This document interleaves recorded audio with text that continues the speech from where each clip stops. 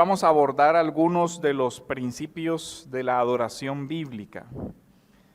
Hablaremos de algunos aspectos esenciales de lo que es la liturgia cristiana y se entenderá algunas particularidades de nuestra liturgia. Como texto de introducción, quiero que leamos el libro del Éxodo, capítulo 25, versículos del 1 al 9.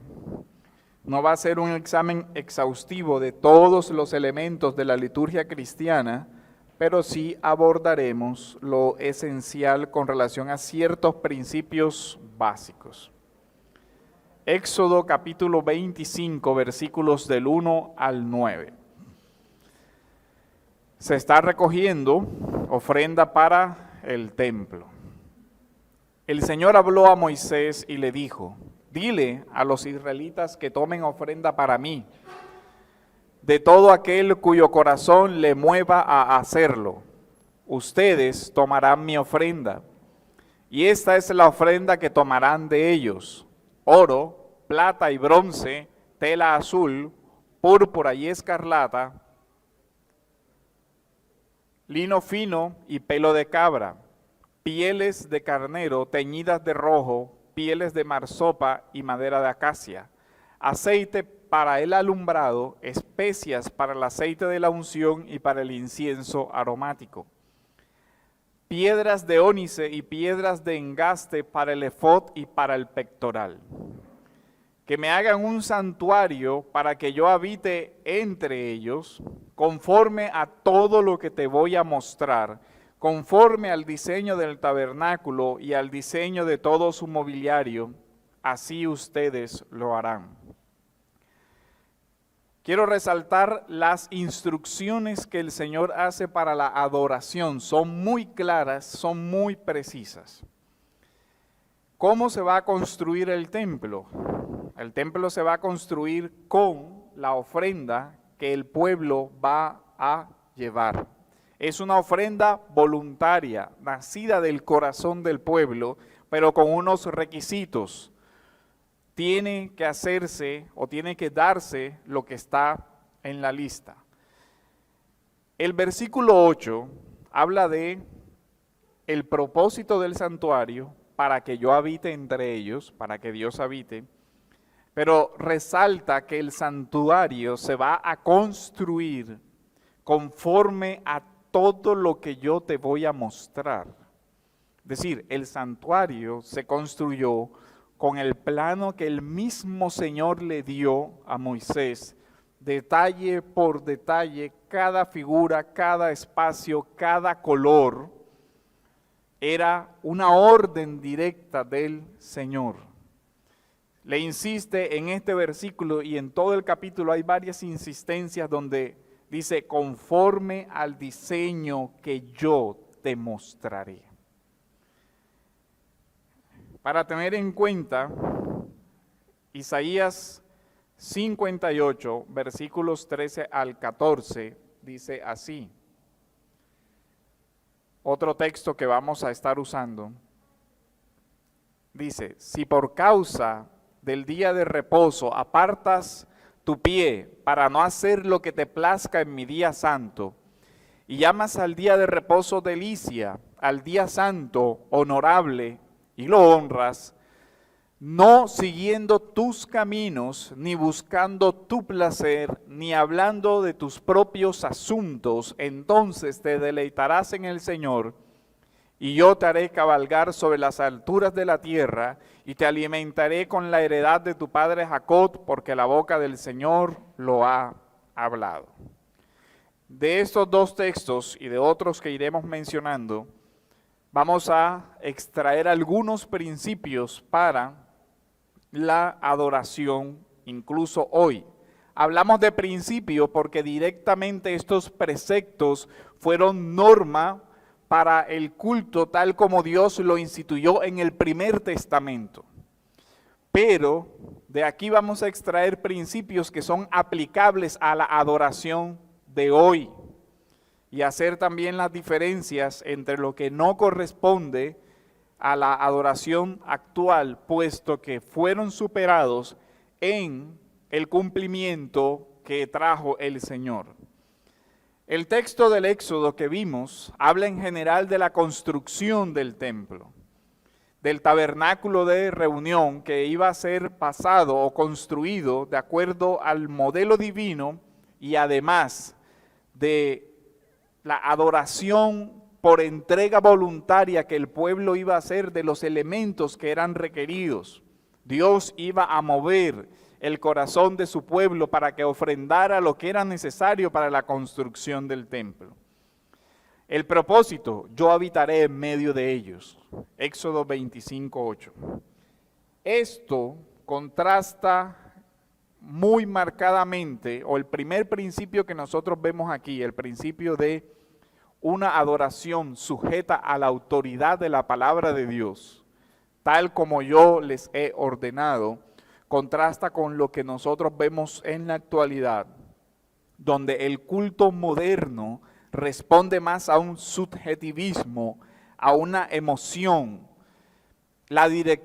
El director del culto de hoy son las emociones de las personas.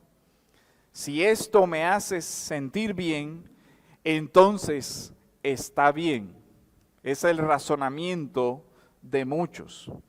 Si yo voy a la iglesia y eso me hace sentir bien, me hace sentir alegre, contento, dispuesto, etc., luego eso tiene que provenir de Dios.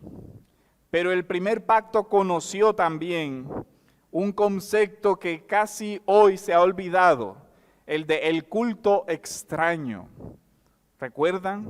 Nadab y Abiú, el culto extraño no era permitido. No todo lo que al hombre se le ocurra está permitido como culto a Dios. Pero hoy hay una norma implícita tanto para los incrédulos como para la misma iglesia. Nosotros escuchamos a incrédulos decir, bueno, yo no voy a la iglesia, pero esto, lo otro, en fin, acá, y yo adoro a Dios a mi manera, ¿cierto? Yo cumplo con lo que es la voluntad de Dios como a mí me parece. Pero lo más delicado del tema es que encontramos a creyentes repitiendo exactamente lo mismo, ¿cierto? Yo voy a la iglesia y adoro a Dios como yo quiero, como a mí me parece.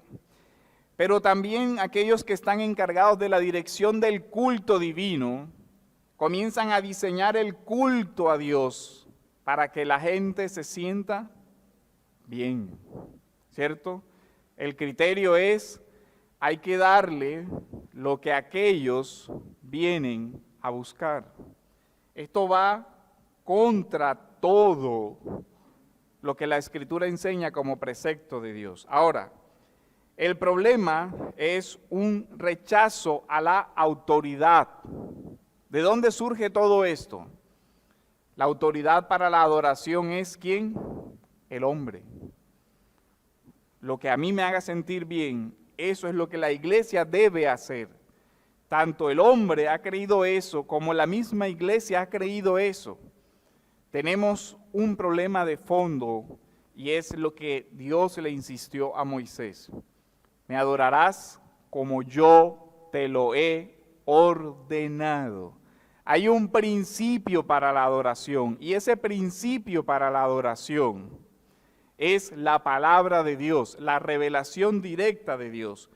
Dios tenía un propósito con el templo y era que el hombre se acercara a él, darle el acceso a la adoración. Pero la adoración no se hace en la Biblia de cualquier manera. No todo está permitido, no todo es aceptado. Pero por supuesto, en el ambiente cultural en el que nosotros vivimos, donde reina ese subjetivismo y ese relativismo, hay un problema cuando se dice, eso que tú haces no lo puedes hacer en el culto al Señor, porque la gente enseguida grita, pero es que yo puedo acercarme a Dios como yo siento en mi corazón. En tu corazón podrido de pecado, quieres convertirlo en la norma para acercarte al ser santo de Dios. ¿No te parece eso algo que no tiene un elemento de verdad y autoridad? No es como mi corazón, tendiente perfectamente al mal, es como me puedo acercar a Dios. Porque esa inclinación del corazón del hombre siempre va a estorbar la forma como nosotros nos acercamos al Dios Santo. En el primer pacto, el culto le mostraba al hombre varias cosas. El tabernáculo que se iba a construir era lugar de comunión con Dios, era lugar de diálogo, de encuentro. Éxodo 25, ese mismo capítulo, versículos 21 y 22 nos dice: pondrás el propiciatorio encima del arca, y en el arca pondrás el testimonio que yo te daré. Allí me encontraré contigo, y quiero que tenga eso en cuenta, allí me encontraré contigo. El templo era lugar de encuentro.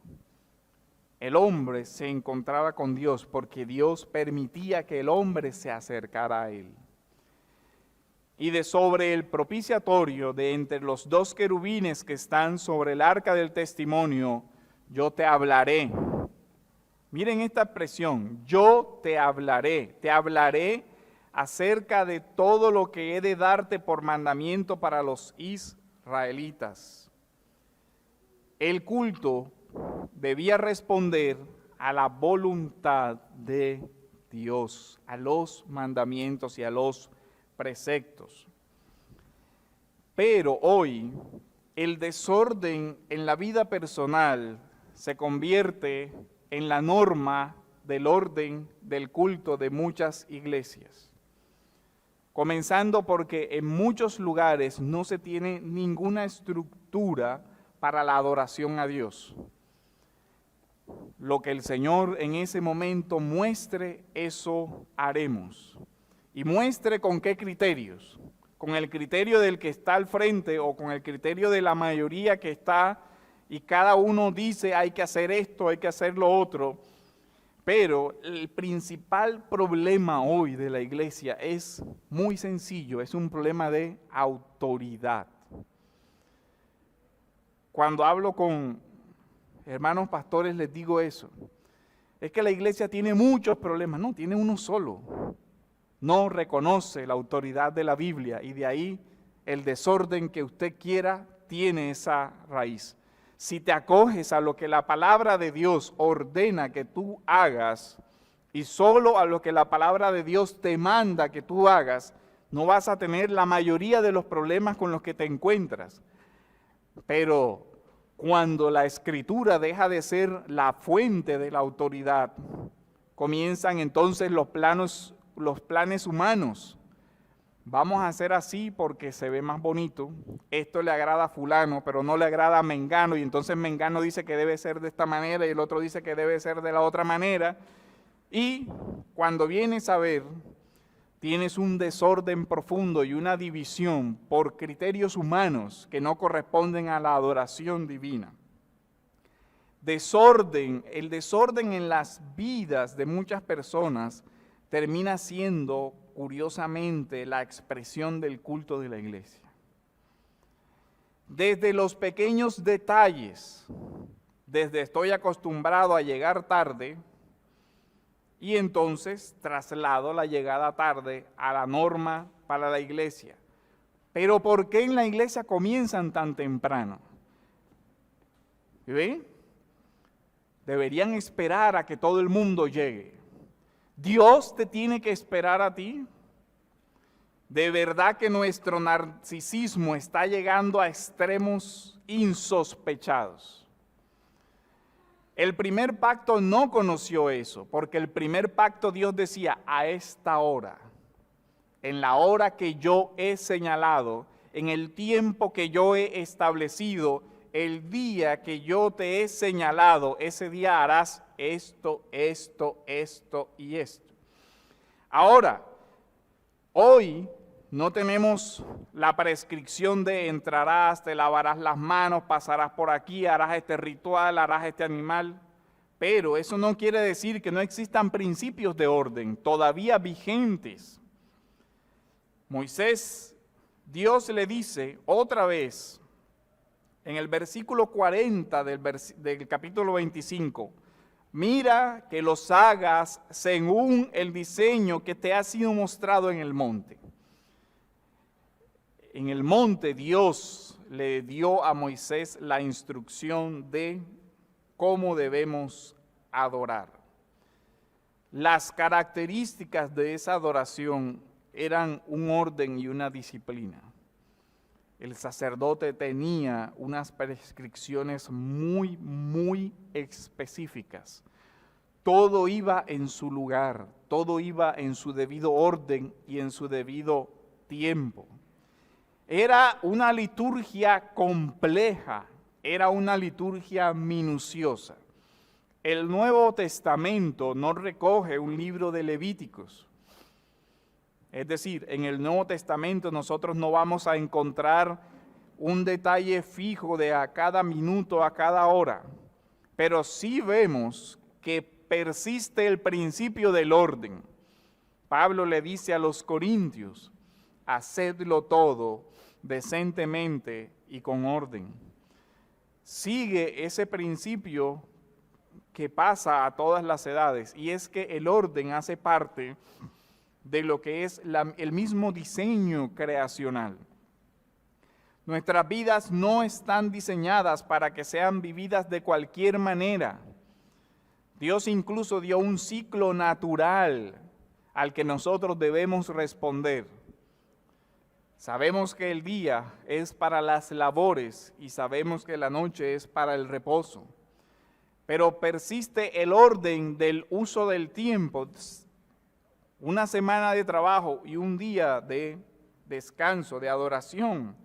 Pero nuestra civilización, que está marcada por la diversión, cree que la vida gira alrededor de la diversión y por supuesto el culto tiene que ser divertido, porque ¿cuál es el valor más importante de la sociedad? La diversión. Entonces en el culto yo tengo que divertirme. Entonces el pastor tiene que ser un payaso y todos los demás participar del mismo circo.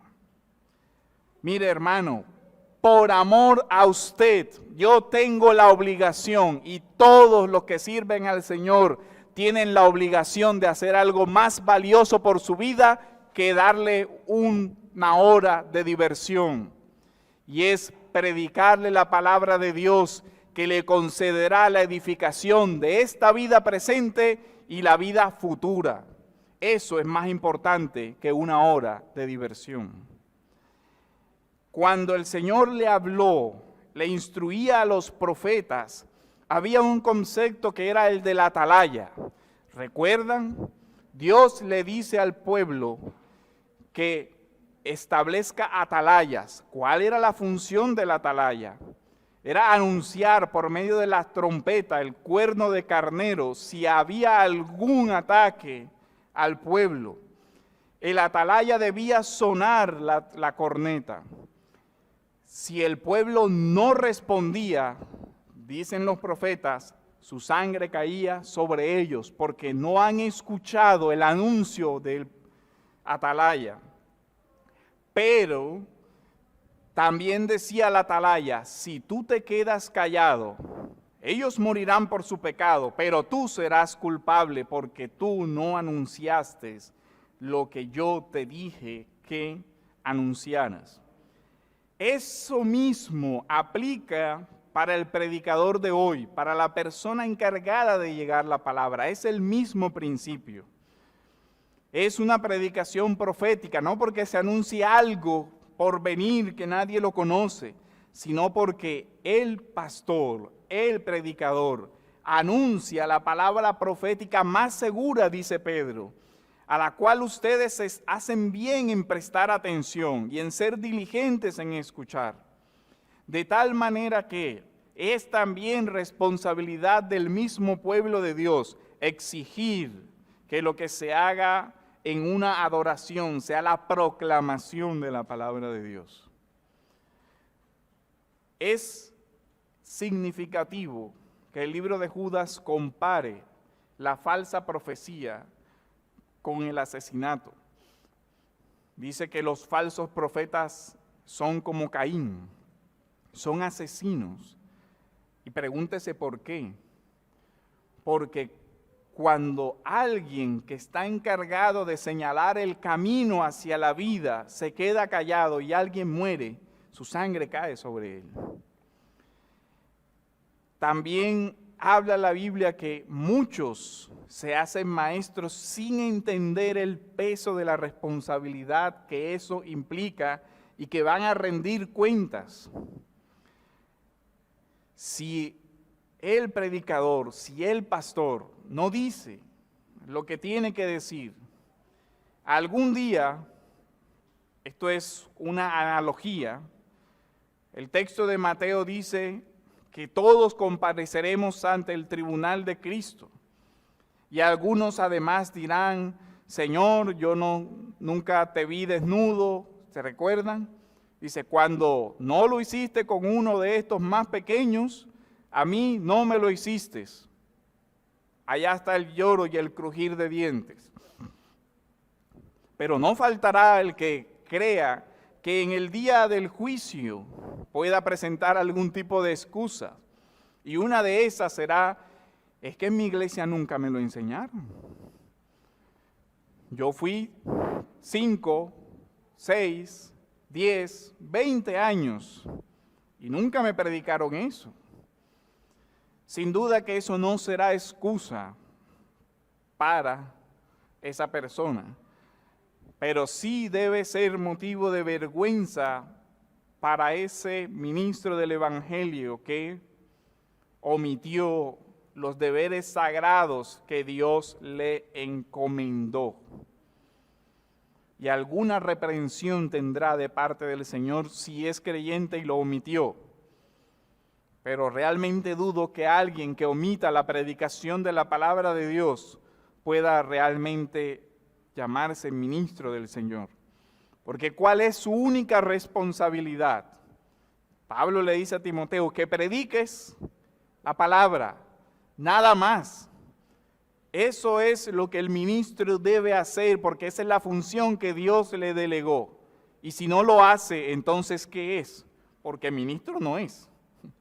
Porque la única función que Dios le delegó no la está ejerciendo. Estos textos nos enseñan unos principios. Para Dios solo es aceptable la oración, la ofrenda, que es conforme a su voluntad. No a la mía, no a la tuya, hermano, conforme a su voluntad. ¿Dónde encuentras manifestada su voluntad? En su palabra. Y volvemos al tema de la autoridad. Dios le insiste a Moisés, como yo te lo he mandado a hacer, constrúyelo con las indicaciones que yo te di. En el texto de Éxodo y siguientes comienza a hacer la descripción de qué va a construir. El arca del testimonio, el propiciatorio, la mesa de la presencia con los panes del rostro, el candelero de oro, que se dedica a decir, lo labrarás así, el adorno será de esto, con flores aquí, con flores de esta naturaleza, así y asado. Este templo tenía un uso exclusivo, que después Isaías describirá así, mi casa será llamada casa de oración para todos los pueblos. Cita a la que el Señor implícitamente se refiere en la purificación del templo cuando dice mi casa será llamada casa de oración. Se sobreentiende que ya había un destino universal de la adoración. El templo debería recoger el culto de todos los pueblos. Cuando usted lea los salmos, se dará cuenta que siempre hay en los salmos un llamado a todas las naciones, incluso a la creación misma. Dice que los animales, que todas las costas, que todos los mares vengan y alaben al Señor. Es un culto que era extendido a todos. Vemos que la plenitud de la adoración se consigue solo en el nuevo pacto, donde el Señor dice, id y haced discípulos a todas las naciones del mundo. Pero ¿cómo? Y conectamos con lo que ya habíamos hablado en el sermón anterior, por medio del discipulado, la evangelización. Hay un detalle muy interesante en la forma como se construyó el templo. Cuando usted lee con detalle, el templo se comienza a construir desde el lugar santísimo hacia afuera. Los planos comienzan en el lugar santísimo, habrá esto, colocarás esto, después le colocarás las cortinas así, después en el lugar santo harás esto, después en el atrio harás esto. Es bien significativo. En el centro de ese lugar de adoración estaba el arca, donde se introducía varios elementos. Uno, se guardaba la ley. Lo segundo, el maná, una planta, un maná del que Dios había dado al pueblo en el desierto, y la vara de Aarón. Esos elementos tienen cosas muy, muy simbólicas a la luz del nuevo pacto. En el centro del templo se consignó la ley de Dios. O sea, en el lugar más santo, que era el lugar santísimo, al que solamente tenía acceso el sumo sacerdote una vez al año, estaba la ley de Dios. El Nuevo Testamento después hace la analogía diciendo que el cuerpo es como un templo. En el lugar más santo del cuerpo humano, en la mente y en el corazón del hombre, debe estar, así como estaba en el templo, guardada la palabra de Dios. Debe estar interiorizada la palabra de Dios. La palabra de Dios predicada, que escuchen la predicación, y también la palabra de Dios que usted medita de día y de noche, como la Escritura le ordena. Y note algo, todavía sigue vigente ese principio. Dice, de día y de noche meditarás en ella. También había ese maná que le recordaba al pueblo su historia, que le recordaba que por el espantoso desierto Dios les había sostenido en su misericordia, en su piedad, en su providencia, les había guardado. Era una expresión, era algo que debía también llenar al corazón del creyente de agradecimiento. Pero también recordaba otro aspecto, precisamente un pueblo desagradecido con el Señor. Recuerden el maná, estamos cansados de este pan tan liviano. Fue el reclamo del pueblo ante la provisión de Dios en medio de un espantoso desierto. El pueblo llegó a referirse al don del maná, al pan del cielo, como un pan liviano del que estaban cansados. Ahora, ¿es diferente hoy? El corazón del hombre sigue siendo terriblemente igual en todas las etapas de la historia.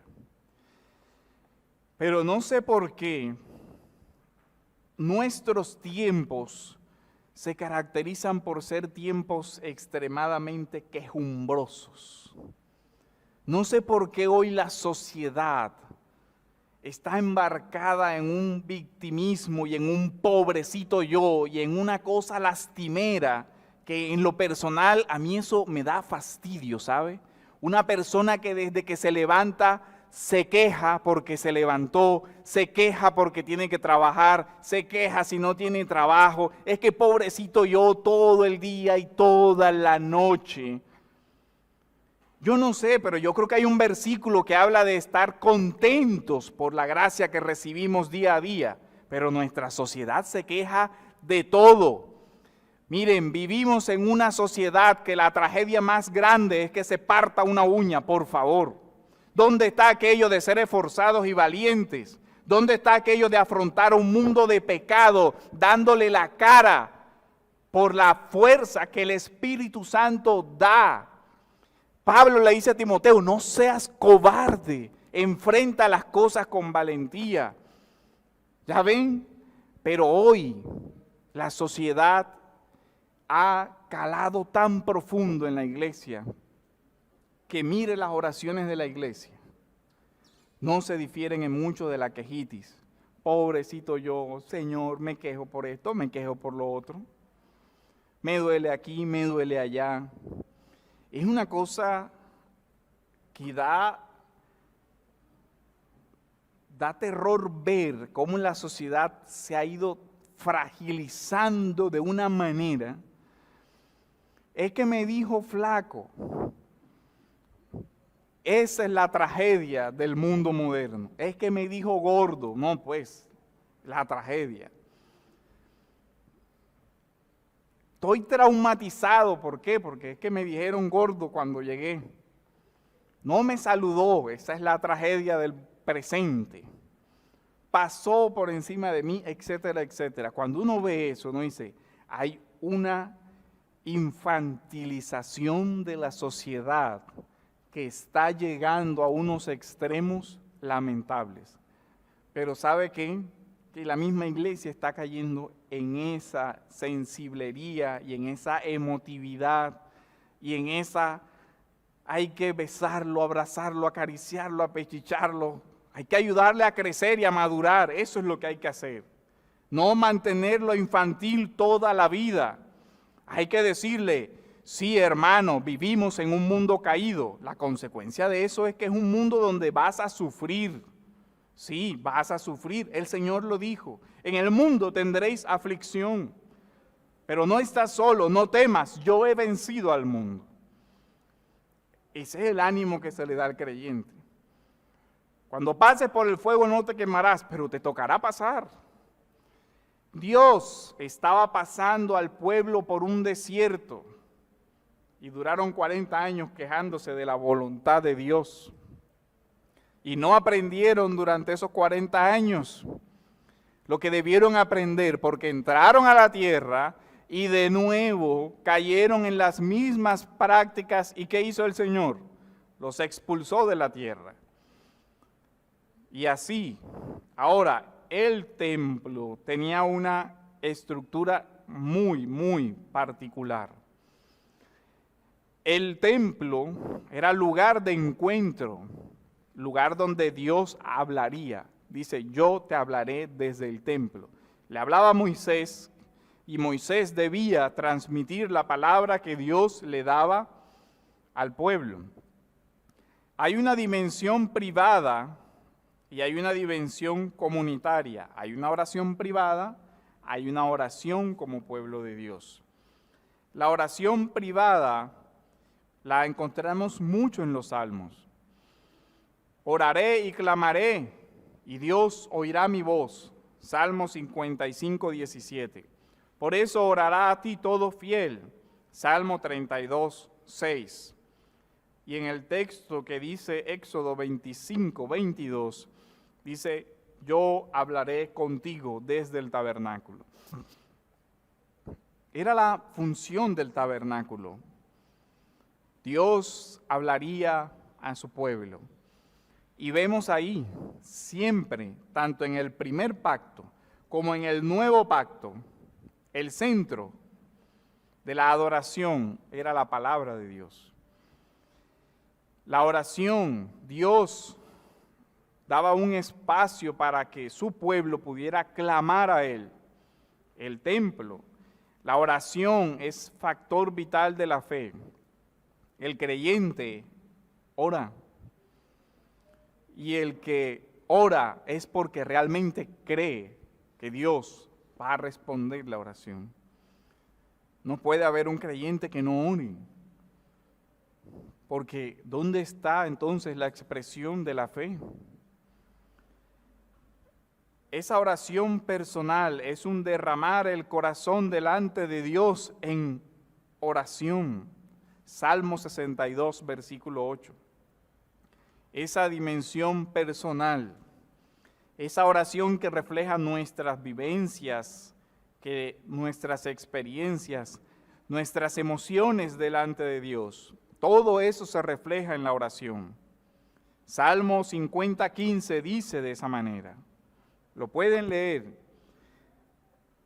El filósofo español Ortega y Gasset tenía una frase interesante que dice: yo soy yo y mis circunstancias. Mi oración es eso, yo y mis circunstancias. Yo y mi pecado, yo y mi dolor, yo y las situaciones, yo y mis necesidades. De tal manera que la misma dimensión relacional de la Biblia impide que la oración sea algo vano y repetitivo. No basta con repetir un modelo.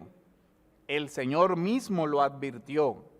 ¿Se acuerdan? Mateo 6, versículo 7. Al orar, no uséis vanas repeticiones como los gentiles que piensan que serán oídos por su palabrería. No repitamos cosas y fórmulas vacías. La oración debe ser la expresión genuina de nuestro corazón delante del Señor. Incluso es significativo que la misma tradición rabínica de antes del Señor ya consignara una fórmula parecida. El rabino Eliezer decía: si uno hace de su oración algo rutinario, eso no es oración. Y esto es importante. Hay un riesgo siempre en el corazón del creyente y es asumir como simple rutina las disciplinas espirituales. Yo tengo que leer la Biblia, ok, me levanto, leo 5 minutos de carrera sin concentrarme en lo que estoy haciendo, sin prestarle atención a lo que estoy haciendo, y ya con eso dejo tranquila mi conciencia de que cumplí con un deber religioso. Pero ahí no hay comunión, ahí no hay diálogo con Dios, ahí no hay escucha de la palabra de Dios. Ahí hay una rutina, que esa rutina no es una disciplina espiritual. Es un acto meramente externo que equivaldría a una vana repetición, porque no está el corazón en eso. Al contrario, estás orando y está el corazón y la mente en otras cosas, pero no en la comunión con Dios. La oración refleja una relación íntima y personal, en un lugar secreto. Y es significativo porque el templo, recuerden que tenía un lugar secreto, un lugar al que solo podía acceder el sumo sacerdote una sola vez al año.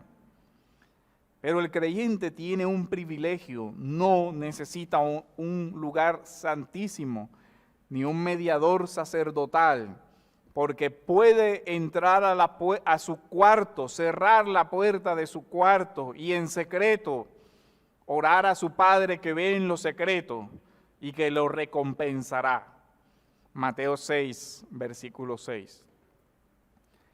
Por el camino nuevo y vivo que abre el Señor por su sangre, como lo dice Hebreos, nosotros hoy tenemos entrada al lugar santísimo sin la necesidad de un mediador. Hoy Dios habla a su pueblo en lo secreto. Y en lo secreto, en la meditación con Dios, en ese lugar, el mismo Espíritu que mora. Recuerde que esa presencia del Espíritu Santo de forma especial estaba simbolizada en el templo. Pero ahora Pablo, en la carta a los Romanos, en el capítulo 8, 26 y 27, viene a decir: de la misma manera, también el Espíritu nos ayuda en nuestra debilidad.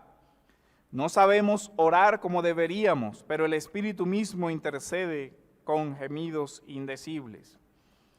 En el templo estaba la presencia del Espíritu Santo, pero ahora nosotros somos templo del Espíritu Santo. ¿O no sabéis que su cuerpo es templo del Espíritu Santo que está en ustedes, el cual tienen de Dios y que ustedes no se pertenecen a sí mismos? 1 Corintios capítulo 6, versículo 19. Somos templo del Espíritu Santo. Y recordemos el diseño del templo, que era construido desde el interior. En la primera parte estaba el arca, luego en el lugar santo estaba la mesa, el altar del incienso, el candelero. Más afuera estaba la fuente, más afuera estaba el altar de bronce, el atrio de los adoradores y por último el atrio donde se permitía que estuvieran los gentiles, todos los pueblos.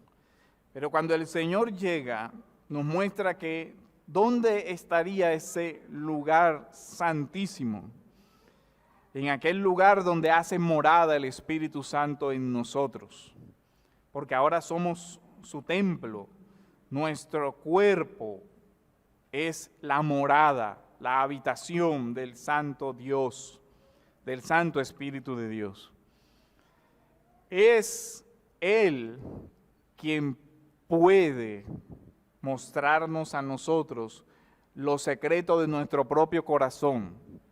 Y ahí es donde entendemos la oración que hace tanto el Salmo 139 en sus versículos 23 y 24, como el Salmo 19, versículo 12, donde dice David, muéstrame los pecados que me son ocultos.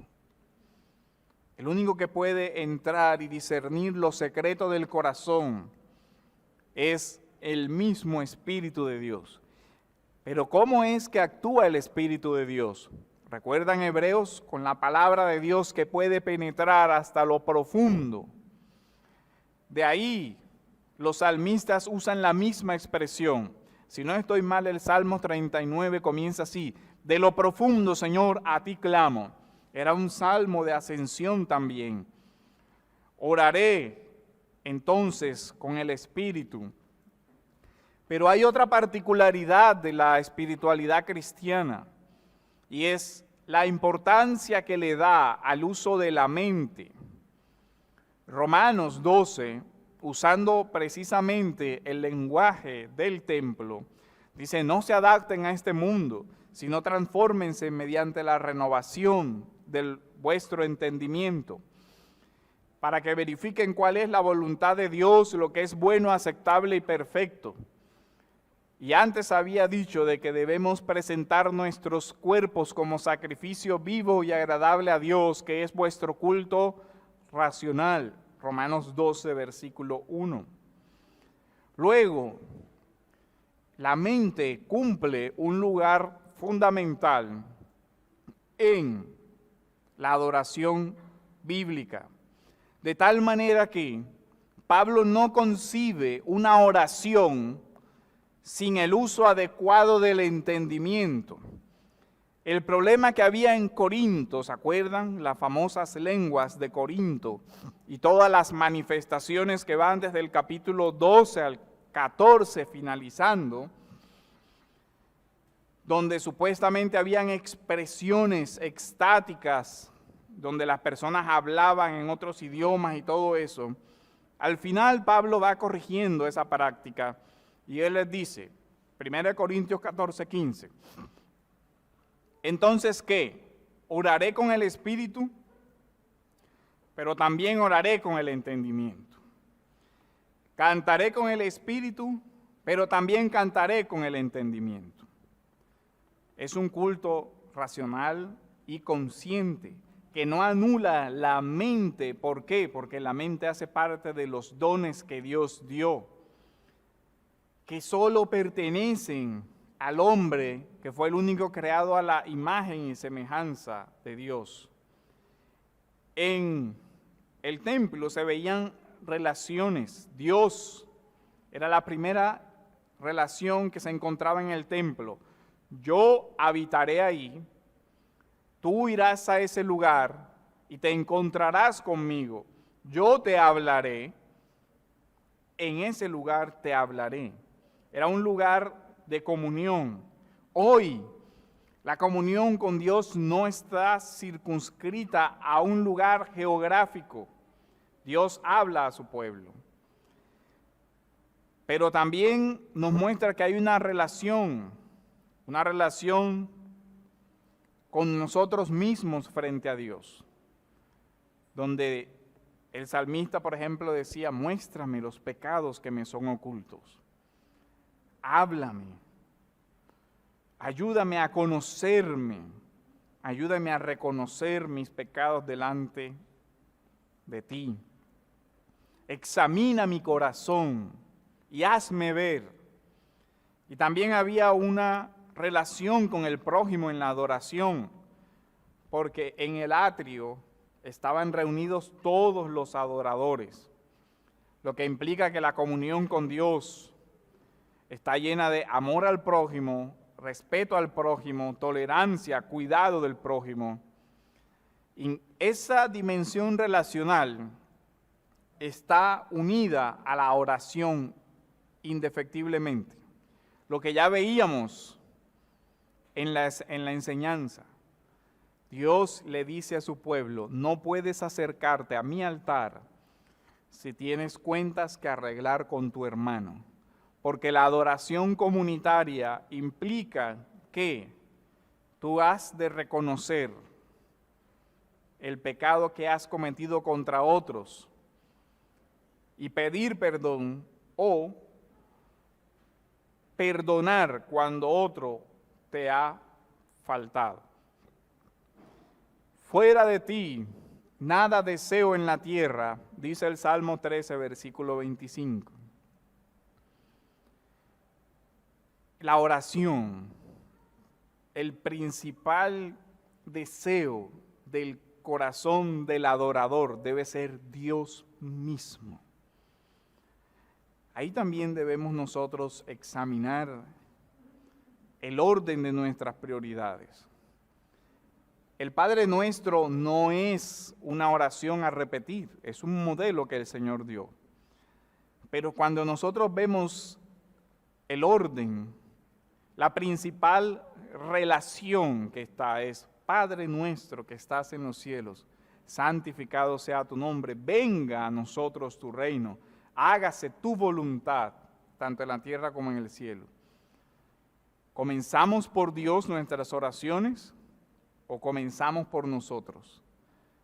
¿Oramos por el reino de Dios y su justicia o primero por nuestro reino y lo que yo quiero, lo que yo deseo y lo que yo necesito? Y si me queda tiempo, por el reino de Dios y su justicia. ¿Cómo muestra nuestra oración lo que hay en el corazón? ¿Cómo muestran nuestras peticiones dónde está nuestro tesoro, no? Escogal decía, los deleites y las satisfacciones no mienten. Lo que tú pides como deleite en tu oración, eso es lo que hay en tu corazón. Y si tu oración son las cosas materiales, examínate. Si no está tu hermano en tu oración, también examínate. ¿Cierto? Porque después del Padre Nuestro, pedimos por nuestras necesidades, sí. El pan nuestro de cada día, dánoslo hoy. Pedimos el perdón de nuestros pecados, pero también pedimos que Dios nos conceda el don de perdonar y no llevar cuentas de los pecados de los hermanos. Que tu reino venga pronto y que tu nombre sea santificado. Hay un elemento de adoración en la oración, elemento que muchas veces olvidamos. Reino de Dios, el reino de Dios. ¿Por qué olvidamos pedir por la extensión del reino de Dios? ¿Será acaso que estamos muy a gustos en medio del reino de las tinieblas? ¿Será acaso que nuestras comodidades terrenales han ocultado la necesidad de un reino celestial?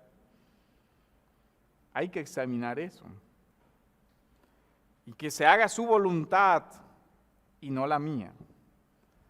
Pero ¿cuántas veces en nuestra oración se invierte en el tema? Dios, haz esto en este momento, en el tiempo que yo he determinado. Porque a veces hasta esas atribuciones nos tomamos. La de considerar que Dios debe responder de la manera que nosotros queremos que responda y cuando nosotros queremos que responda, porque si no responde en el momento exacto en que yo lo deseo, algo así como que Dios está llegando tarde. A veces incluso nosotros olvidamos la confesión de nuestros pecados en la oración antes de pedir al Señor. A veces olvidamos el atributo de su santidad. Aquel a quien yo estoy hablando es santo. Nuestro corazón es tan traicionero que si no es por la ayuda del Espíritu Santo, nosotros no podíamos discernir entre lo que es verdaderamente una culpa delante de Dios y lo que no lo es. Al principio hablábamos de cómo en la adoración la subjetividad se convierte en norma, pero solo quiero que examine algo. El criterio de paz en mi corazón. David, ¿qué había hecho? Adulteró, mandó a matar y estaba muy tranquilo. De lo lindo. Se acabó el problema porque ya maté a este, ahora me caso aquí, se acaba. Recordemos que el proceso de David no fue un día ni dos. A veces como leemos la historia en 1 o 2 capítulos pensamos que no, pero recuerden que pasaron 9 meses. Todo lo que hizo. Y llega el profeta y le dice, rey, y le cuenta la parábola, ¿cierto? Y el rey, ¿qué hace? Se indigna, se llena de cólera. ¿Cómo es posible que un hombre haya hecho eso? La sentencia del rey es la muerte. Ese hombre debe morir. Tamaña sorpresa cuando el profeta le dice, bueno, rey, ese hombre eres tú. Y no te habías dado cuenta. Eres culpable. Y ni siquiera te habías percatado. Has proferido tu propia sentencia de muerte. Sí, eso es lo que debe darte Dios por tu pecado, la pena de muerte. Dice, pero Dios, que es misericordioso, te ha perdonado, pero no te dejará sin consecuencia, tu hijo morirá. Y ya conocemos el resto de la historia. Vemos la misericordia de Dios, pero el juicio también. La muerte de alguien. Ahora, ¿de qué nos enseña eso? Es posible ser culpable de pecados graves, de los que el pecado nos ciega completamente. Pero también es posible que existan personas que los inunde una culpa falsa por pecados que realmente no han cometido. Así de complejo es el corazón del hombre y por eso necesitamos como petición, Señor, muéstrame mis pecados. Y recordando que la respuesta a la oración también puede ser no, porque a veces eso como que se nos olvida. Ya oré, quiere decir que sí. No, hermano. Un ejemplo, 2 Corintios 12, 9. Pablo dice, he pedido porque Dios me quite el aguijón. Y Dios ha respondido, bástate mi gracia, pero para soportar el aguijón. Y se quedó ahí. Hermano, a pesar de todo lo que te hayan dicho, no siempre Dios te dirá que no. Sobre todo cuando la petición nace de nuestras malas pasiones y nuestros malos deseos, con mayor razón Dios dirá que no. Pero también puede decir, espera un poco, como a los patriarcas que esperaron 20 años orando. O también puede conceder a un instante. Pero eso hace parte de la soberanía de Dios. Entonces vemos cómo, amados hermanos, hay que recordar todos estos principios para que nuestra vida privada de adoración también corresponda a la voluntad de Dios. Que la norma de nuestra adoración sea la voluntad de Dios. Ahora, hay que recordar que el principio fundamental es el de autoridad. Hacemos lo que Dios ha mandado a hacer, no lo que nosotros nos queramos inventar. No es lo que nuestro corazón nos pida. Hoy quisiera escuchar música de tal cosa. Bueno, escuchen en su casa, pero el culto no es para eso. Porque no es para ti, es para Dios. A quien debe complacer es a Él, no a ti. Ahora, la promesa de Isaías, quiero que la recordemos al principio. Cuando adoramos como Dios lo ha establecido, entonces Él dice, si por causa del día de reposo apartas tu pie para no hacer lo que te plazca, ¿sí ven? Para no hacer lo que te plazca en mi día santo, porque es su día y el centro es Él.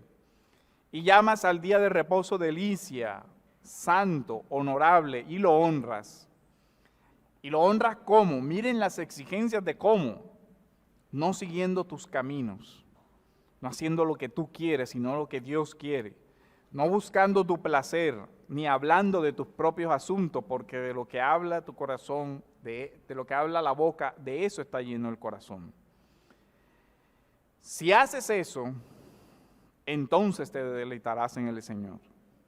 Pero si ven el orden, si dejamos de deleitarnos en nosotros mismos, entonces nos deleitaremos en el Señor. De tal manera, amados hermanos, que para finalizar, ¿qué concluimos? Para el creyente, la espiritualidad bíblica tiene una dimensión personal. Entrando a tu cuarto en lo secreto, orarás y tendrás en cuenta lo que hemos hablado para esa comunión privada con Dios. Son necesarias las disciplinas espirituales personales, leer la Escritura, orar, el ayuno incluso personal. La adoración también tiene una dimensión corporativa, que es lo que hacemos cuando venimos a adorar como pueblo de Dios, a adorar juntos. Para el no creyente, sin arrepentimiento no hay relación con el Creador.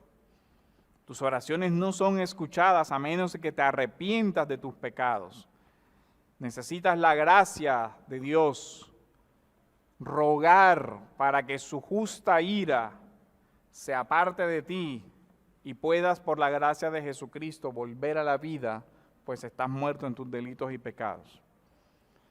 Clama a aquel que puede conceder esa gracia de una vida nueva en Cristo Jesús para su gloria y para que puedas tener acceso con confianza al trono de la gracia para alcanzar misericordia.